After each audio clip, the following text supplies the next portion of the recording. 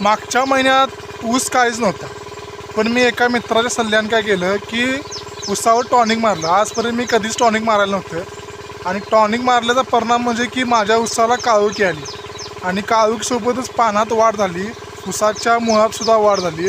त्यामुळे टॉनिक मारल्याचा माझ्या मित्राचा सल्ला अत्यंत योग्य पद्धतीने निघाला.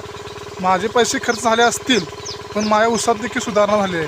त्यामुळे शेतकरी बांधवांनी काय केलं पाहिजे की तुम्ही जेव्हा ऊस लावण करता त्यानंतरनं तुमची लावण आल्यानंतरनं 2 महिन्यानंतर काय असणार तुम्ही टॉनिकची फवारणी 2 वेळा केली पाहिजे.